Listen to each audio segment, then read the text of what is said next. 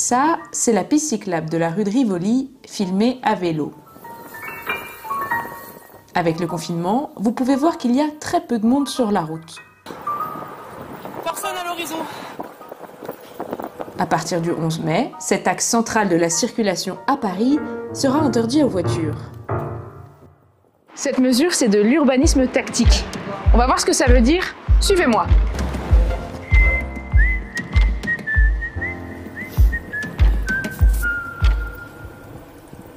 La maire de Paris, Anne Hidalgo, a annoncé ce grand changement rue de Rivoli. En gros, il y aura un axe pour les vélos et un autre réservé aux bus, aux taxis et aux véhicules d'urgence. Mais plus de voitures. Car avec le déconfinement, vous n'aurez certainement pas très envie de retourner dans le métro. Et ça, les grandes villes l'ont compris et c'est pour ça qu'elles construisent de plus en plus de pistes cyclables temporaires pour inciter les déplacements à vélo ou à trottinette. Elles ont même un petit surnom, les coronapistes. Pour comprendre les pistes cyclables coronavirus, il faut s'intéresser à un concept, c'est l'urbanisme tactique.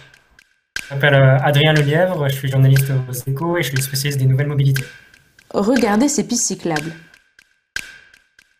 Elles sont délimitées par des fleurs, par des citrouilles, voire même des ventouses. En gros, c'est ça l'urbanisme tactique. Les militants, notamment de la cause du vélo, se sont dit qu'est-ce qu'on pourrait faire comme action pour inciter les pouvoirs publics à créer de nouveaux aménagements, non seulement pour les vélos, mais parfois aussi pour les piétons. Cette idée de l'urbanisme tactique est née dans les années 2000 aux États-Unis. Mais depuis le début de la crise du coronavirus, elle renaît un peu partout dans le monde. Ce qui est hyper intéressant avec cette stratégie, c'est que ça permet en général de faire des belles photos ou des belles vidéos et de dire aux maires, bah voilà, vous voulez pas faire des travaux dans la ville pour les piétons ou pour les vélos, et ben nous on va faire nous-mêmes nos infrastructures parce qu'il y a un besoin qui est criant.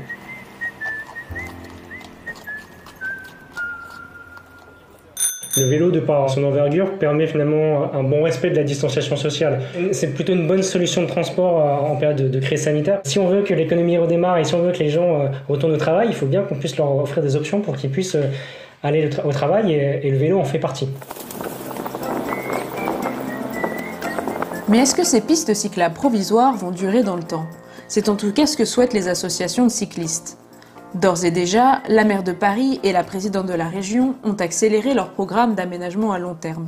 Parfois même à très long terme, Valérie Pécresse évoque un plan pour le RER vélo étalé jusqu'en 2030.